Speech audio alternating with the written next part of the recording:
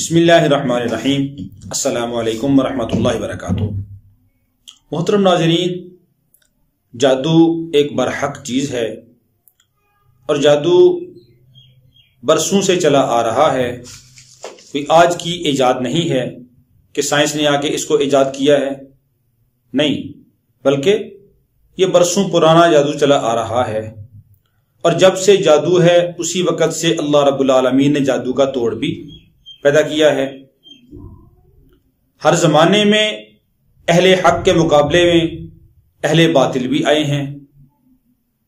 کوئی زمانہ ایسا نہیں کہ جس کے اندر اہل باطل اور اہل حق کا آپس میں ٹاکرا نہ رہا ہو۔ اہل باطل ہمیشہ یہ چاہتے ہیں کہ وہ کام کریں جو اللہ اور اللہ کے رسول صلی اللہ علیہ وسلم کی مخالفت والا ہو اور ایمان والوں کو نقصان پہنچانے والا ہو، جس سے ایمان والوں کو نقصان پہنچے۔ اور اللہ رب العالمین اپنے انبیاء علیہ السلام کے ذریعے سے وہ تعلیمات اتارتے ہیں کہ جس کے ذریعے سے ہر انسان کو فائدہ ہو۔ اللہ رب العالمین نے قرآن مقدس کے اندر ہر چیز کا علاج اتارا ہے، ہر بیماری کا علاج اللہ نے بتایا ہے، اور جادو چاہے جتنا ہی سخت کیوں نہ ہو اس کا علاج بھی قرآن میں موجود ہے۔ موسیٰ علیہ السلام کے مقابلے میں کتنے بڑے بڑے جادوگر تھے، اللہ رب العالمین نے موسیٰ علیہ السلام کو علم عطا فرمایا تو موسیٰ علیہ السلام کا علم ان کے جادو کے اوپر حاوی ہو گیا۔ تو قرآن ہر جادو کا توڑ ہے، چاہے سفلی جادو ہو، کالا ہو، کیسا ہی کیوں نہ ہو، ہر جادو کا توڑ اللہ رب العالمین نے قرآن میں رکھا ہے۔ بسا اوقات لوگ آ کے پوچھتے ہیں کہ جی ہمیں بتائیں کہ ہمارا خیرخواہ کون ہے جو ہمارے اوپر یہ بار بار وار کر رہا ہے۔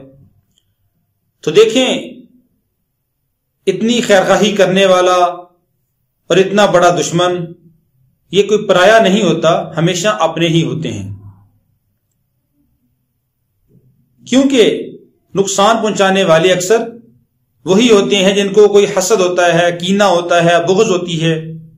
تو یہی چیزیں نفرت دلانے والی یہ انسان کو جادو کی سٹیج تک پہنچاتی ہیں، اور جب انسان اور کچھ نہیں کر سکتا تو پھر ایسے اوچھے ہتھ کنڈے استعمال کرتا ہے کہ دوسرے کو نقصان پہنچے۔ تو جب آدمی دوسرے کو نقصان پہنچانے کے لیے ایسے عمل کرتا ہے، ایسے کام کرتا ہے، تو جادو کی وجہ سے انسان دائرہ اسلام سے خارج ہو جاتا ہے۔ جادو کرنا بھی کفر، کرانا بھی کفر ہے۔ اللہ رب العالمین کی سخت مخالفت ہے، اللہ رب العالمین کے ساتھ مقابلہ کرنا ہے۔ مسلمان آدمی تو جادو کرتا ہی نہیں ہے، اور اکثر آپ دیکھیں کہ جتنے بھی کالا جادو کرنے والے ہیں اکثر وہ یا رافضی ہوں گے یا سکھ ہوں گے یا عیسائی ہوں گے۔ مسلمان کوئی بھی جادو کرنے والا نہیں ہے۔ تو اس لیے یہ جادو کرنا یہ انسان کو کفر تک پہنچا دیتا ہے، اس لیے ہمیشہ اس سے بچنا چاہیے، نہ جادو کرانا چاہیے اور نہ ہی جادو کرنا چاہیے۔ اور کسی کو نقصان پہنچانے کے لیے ایسا کرنا یہ تو حرام ہے، تھوڑی سی تکلیف دینا بھی حرام ہے۔ ایذائے مسلم کو اللہ رب العالمین نے حرام قرار دیا ہے۔ مسلمان کے لیے تو حکم ہے کہ المسلم من سلم المسلمون من لسانہ و یدہ، کہ مسلمان آدمی تو وہ ہے کہ جس کے ہاتھ اور اس کی زبان سے دوسرے مسلمان محفوظ رہیں، کوئی ان کو تکلیف نہ پہنچے، نہ زبان سے اور نہ ہی ہاتھ سے۔ اگر مسلمان اپنی زبان سے یا اپنے ہاتھ سے کسی کو تکلیف پہنچا رہا ہے تو یہ حرام کا ارتکاب کر رہا ہے۔ تو بہت سارے لوگ آتے ہیں کہ ہمیں پتہ چل جائے کہ ہمارے اوپر جادو کون کر رہا ہے تاکہ ہم اس سے بچیں، ہم اس سے پرہیز کریں۔ دیکھیں، غیب کا علم اللہ ہی کو ہے، اللہ کے علاوہ غیب کا علم کسی کو نہیں ہے۔ تو اس لیے میں تو اکثر کہتا ہوں کہ میں آپ کو عمل بتاتا ہوں، آپ یہ عمل کریں، آپ کو خود نظر آ جائے گا کہ کون آپ کا دشمن ہے، کون آپ کے ساتھ یہ دشمنی کر رہا ہے، کون آپ کا نقصان کر رہا ہے۔ تو انتہائی آسان سا عمل بتاتا ہوں، یہ عمل کریں، انشاءاللہ العزیز آپ کے اوپر واضح ہو جائے گا۔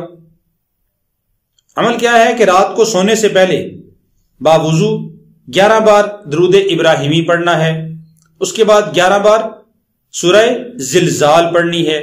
30ویں پارے میں ہے، اعوذ باللہ من الشیطان الرجیم، بسم اللہ الرحمن الرحیم، اذا زلزلت الارض زلزالها واخرجت الارض اثقالها وقال الانسان ما لها يومئذ تحدث اخبارها بان ربك اوحى لها يومئذ يصدر الناس اشتاتا ليروا اعمالهم فمن يعمل مثقال ذرة خيرا يره ومن يعمل مثقال ذرة شرا يره۔ یہ 11 بار پڑھنی ہے، اس کے بعد 11 بار پھر درود ابراہیمی پڑھنا ہے، اور اس کے بعد 33 بار سورہ توبہ کی آخری 2 آیتیں ہیں وہ پڑھنی ہیں۔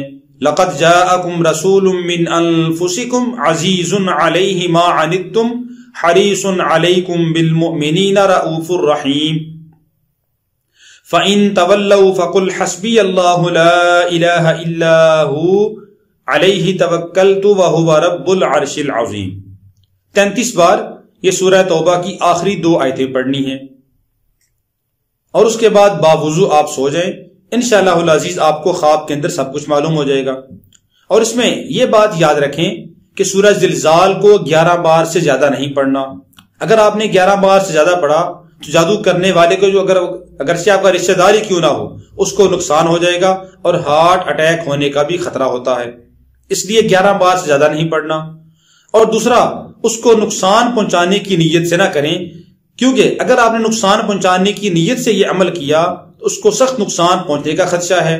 اس لیے آپ عمل صرف اس نیت سے کریں کہ صرف مجھے معلوم ہو جائے کہ میرا دشمن کون ہے، کون میرے اوپر یہ وار کر رہا ہے، اور میں اس سے بچوں۔ اور بچنے کے لیے دوسرے میرے عملیات میں اکثر بتایا کرتا ہوں کہ جادو سے حفاظت کے لیے آپ یہ عمل کریں کہ سورہ فاتحہ اور سورہ بقرہ کا پہلا رکوع اور آیت الکرسی، سورہ بقرہ کا آخری رکوع، سورہ توبہ کی آخری 2 آیات اور معوذتین، یہ آپ صبح و شام 7 بار پڑھیں۔ پڑھ کر اپنے اوپر پھونک مار کے یہ اپنے پورے جسم کے اوپر مل لیں، اپنے گھر کا تصور کر کے، اپنے بچوں کا تصور کر کے ان کے اوپر پھونک مار دیں، انشاءاللہ العزیز جادو کا اثر نہیں ہوگا، اللہ رب العالمین حفاظت فرمائیں گے۔ لیکن جیسے میں نے پہلے عرض کیا کہ اس کو نقصان پہنچانے کی نیت سے نہیں کرنا، اور سورہ زلزال کو 11 بار سے زیادہ نہیں پڑھنا۔ اللہ رب العالمین ہم سب کا حامی و ناصر ہو۔ السلام علیکم ورحمۃ اللہ وبرکاتہ۔